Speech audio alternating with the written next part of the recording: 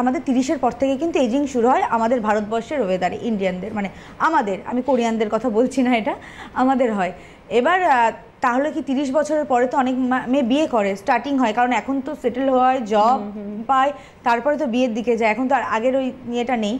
তো এবার কি রিঙ্কেল নিয়ে কি বিয়ের পিড়িতে বসবেন, নাকি রিঙ্কেলটা সারা জীবন রেখেই দেবেন? আর বয়স যখন আসছে, শুধু রিঙ্কেল নিয়ে আজকে কথা বলছে, কিন্তু কালো ছোপ নিয়েও হালকা বলবো, কারণ আমাদের একটা একই প্রোডাক্ট দুটোই ক্যাটার করে। আমরা এজিং নিয়ে কথা বলছি, এজিং এর মধ্যে কালো ছোপ, রিঙ্কেল, কালো ছোপ একটা কিছু চলে আসে, কিন্তু কালো ছোপ আপনার অযত্নও আসে। মানে অনেকে বলেন না, যখন 40-50 বছর হয়ে গেছে কালো ছোপ পড়েছে, অনেকে এরকম বলে বয়স হয়ে গেছে তো ওই জন্য কালো ছোপ পড়েছে। বয়সের সাথে কিন্তু অতটা কালো ছোপ পড়ে না, ওটা পিগমেন্টেশন, সানস্ক্রিন না ইউজ করার জন্য হয়। ওই জন্য এজিংয়ের নিয়ে যখন কথা বলবো তখন প্রথমেই বলবো সানস্ক্রিনের কথা। সেটা রেডি ব্রাইট হতে পারে, রেডি ব্রাইটটা তো একটা খুব ভালো একটা মেকআপ ফিনিশ লুক দিয়ে দেয়, ওটা তো রাত্রেও মাখতে ইচ্ছা করে, ওটা এত ভালো লাগে। আর তোমার হচ্ছে ডে ক্রিমটাও আছে, ডে ক্রিমটা আমি বাড়িতে যখন থাকি তখন মাখি, ওটা বাইরে বেরোলে আমি রেডি ব্রাইট, যখনই বেরোই যেখানেই যাই, ধরো মানে জাস্ট রাস্তায় বেরোলাম তাতে আমি রেডি ব্রাইটটাই মাখি, দিন হোক আর রাত হোক। আর বাড়িতে থাকলে ধরো আমি ওই সানস্ক্রিনটাই মাখি। আর এখন বসে আছি আমি সানস্ক্রিমের ওপরে তারপরে রেডি ব্রাইট দিয়েছি, মানে ডে ক্রিমের ওপরে রেডি ব্রাইট দিয়েছি, কারণ আমার স্কিনটা এখন একটু শীত পড়েছে তো, আমার অয়েলি স্কিন, কিন্তু অতটা অয়েলি মনে হচ্ছে না, আর খুব ভালো ফিনিশিংটা লাগে। মানে ডে ক্রিমের ওপরে আমি যখন রেডি ব্রাইটটা দিই, ক্র্যাক হয় না কোথাও, একটু খুব ভালো লাগে আমার পার্সোনালি, খুব ভালো লাগে। আপনার পার্সোনাল যেটা চয়েস, যদি মনে হয় শুধু ডে ক্রিমটা নেবেন, ডে ক্রিমটাও নিতে পারেন, শুধু রেডি ব্রাইট নেবেন সেটাও নিতে পারেন। কিন্তু রেডি ব্রাইটটা কিন্তু অয়েলি স্কিনের জন্য খুব ভালো। ড্রাই স্কিনে হলে যদি আপনি রেডি ব্রাইট নেন, ডে ক্রিম না নিতে চান, সেক্ষেত্রে ময়েশ্চারাইজারের ওপরেও আপনি লাগাতে পারেন। কিন্তু আমি যেহেতু একটা স্ট্রং প্রোটেকশন চাই, ওই জন্য আমি মানে বিশেষ করে দিনের বেলায় ডে ক্রিমের ওপরে রেডি ব্রাইট লাগাই, স্ট্রং একটা প্রোটেকশনের জন্য।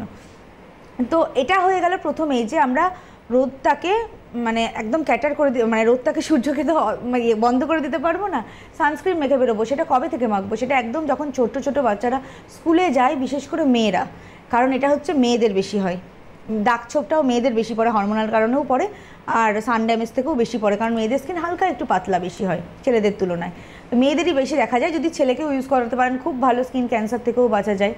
কিন্তু সানস্ক্রিন আমরা ছোট ছোট বাচ্চারা যখন স্কুলে যাচ্ছে তখন থেকে বড় অবশ্যই ইউজ করব। আমাদের একটা বন্ধু আছেন, ওনার দাগ হয়ে গেছে প্রচণ্ড, সিরাম সবই সেট নিয়েছেন। আমি বললাম তুমি যদি আগে ছোটোবেলার থেকে এই সানস্ক্রিনটা ইউজ করতে, তাহলে তোমার আর এটা হতো না।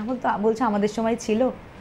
আমিও দেখলাম, হ্যাঁ আমাদের ছোটোবেলাতেও খুব একটা সানস্ক্রিনের চল ছিল না, কিন্তু তারপরে তো আসলে ভালোর কথা, চলটাই ছিল না। এখন তো ভালোর কথা মানে হচ্ছে সার্টিফাইড দেখে প্রোডাক্ট নেবেন, FDA অ্যাপ্রুভ, GMP সার্টিফাইড, এগুলো খুব ম্যাটার করে, কারণ কোরিয়াতে টেস্ট হয় এগুলো। যে সানস্ক্রিনের মধ্যে একটা ব্র্যান্ডের কথা আমি বলছি, নাম না করে, কোরিয়ার একটা ব্র্যান্ড ছিল, সেখানে সানস্ক্রিন 50-র জায়গায় 45 দিয়ে দিয়েছিল। ওটা রীতিমতো সরকার স্টেপ নিয়েছিল ওটার জন্য। তো আমাদের এখানে সেরকমভাবে হয় না, তো তাই জন্য FDA অ্যাপ্রুভাল দেখে নেবেন, যে কোম্পানিগুলো নিজেরাই ল্যাব থেকে টেস্ট করে আপনাদের দিচ্ছে। আদারওয়াইজ যদি অন্য কোনো কোম্পানির সানস্ক্রিন ইউজ করেন, একবার ল্যাবে গিয়ে টেস্ট করে নেবেন যা যা ক্লেম করছে ঠিক কিনা, ব্যাস হয়ে গেল, তাহলে আর কোনো ব্যাপার না। দুটোর মধ্যে একটা করবেন।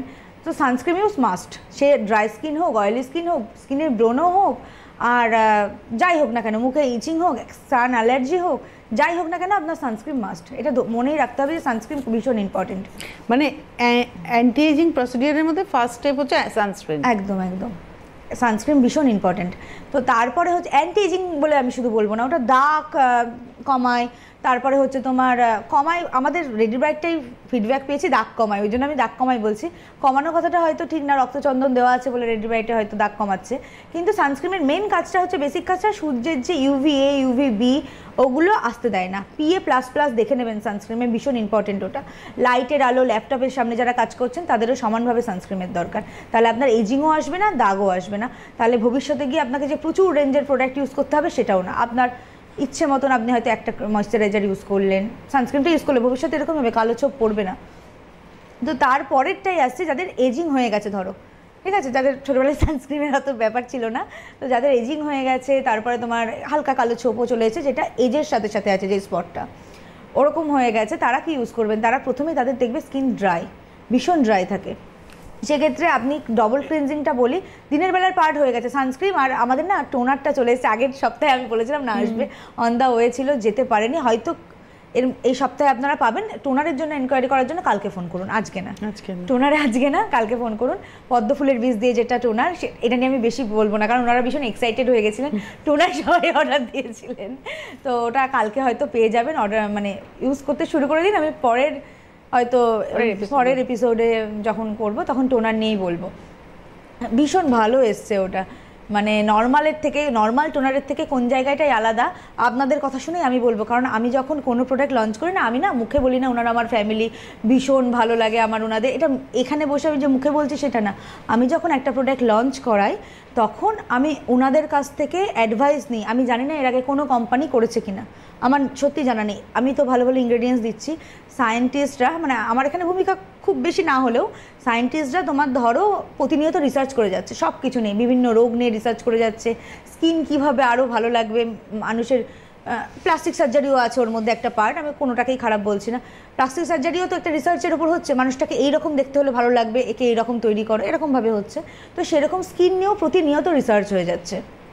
তো স্কিনের কী করলে আরও গ্লো লাগবে, আরও ফর্সা হবে, রিঙ্কেলটা 30-এর জায়গায় 70-এ গিয়ে পড়বে, এইরকম হচ্ছে। আরও অনেক কিছু নিয়ে রিসার্চ হচ্ছে, যেগুলো ভাবলে হয়তো আমাদের মনে হয় বাবা সত্যি এটা এরকম সম্ভব নাকি, এরকমভাবে প্রচুর জিনিস নিয়ে রিসার্চ হচ্ছে। তো সেই রিসার্চগুলো যেগুলো টপ রিসার্চে চলে আসছে না, ধরো চন্দনও ভালো, হলুদও ভালো ফর্সা স্কিনের জন্য, বা গাজরও ভালো, গাজরের তেলও আমাদের আছে, হলুদও আমাদের আছে, বিশেষ করে কস্তুরি হলুদ, যেটা বছরের একটা সময়ই চাষ হয়, মানে আমাদের নিজস্ব ফার্মেই ওটা হয় যেহেতু অর্গানিক। তো ওইটাও আমরা দিয়েছি, হলুদ, চন্দন, আমরা তোমার ওই ক্যারোট সিড অয়েল, সবকটা কিন্তু স্কিনের জন্য ভালো। দিনাই কেউ করতে পারবে না যে ভালো না, সবকটা আমরা কিন্তু এনেছি প্রোডাক্ট। ধরো কেউ একটু রিজনেবলের মধ্যে অ্যান্টি এজিং প্লাস ফেয়ারনেস চাইছে, সে উপটান ফেস ওয়াশ, উপটান ময়েশ্চারাইজার ইউজ করতে পারে। গাজরের তেলটা একটু হাই রেঞ্জে হয়ে যায়, যেহেতু চুলটা খুব বাড়ায়।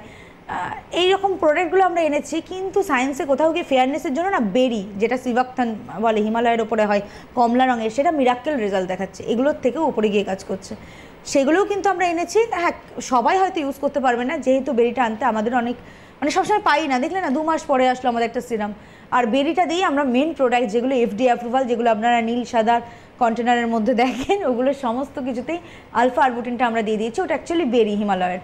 তারপরে তো অন্যগুলো তো তার সাথে সাপোর্টের জন্য আছে, যেমন আমরা ভিটামিন সি শুধুমাত্র আমাদের রেডিয়েন্ট নাইট ক্রিমটার মধ্যেই দিয়েছি, আর বাকিগুলোই কেন দিইনি, কারণ ভিটামিন সি সবার স্যুট করে না, এটা সত্যি কথা। আর স্যুট করে না থেকেও বড় কথা, মুখের ওপর দিলে, আর ভিটামিন সি, আলফা আরবুটেন, যেগুলো বেরি, তারপর হচ্ছে ভিটামিন এ, এগুলো কিনবেন যখন, ইউজ করবেন যখন, অবশ্যই তার আগে FDA দেখে নেবেন। কোনো সেলিব্রিটির মুখ না, আমার মুখ তো বাদই দেন, কোনো সেলিব্রিটির মুখও দেখে এগুলো ইউজ করা যায় না। এগুলোর জন্য বেসিক্যালি FDA এর দরকার হয়, যেটা হচ্ছে মানে খুব বড় একটা স্ট্যাম্প, ওটা একটা টেলিফোন নিয়ে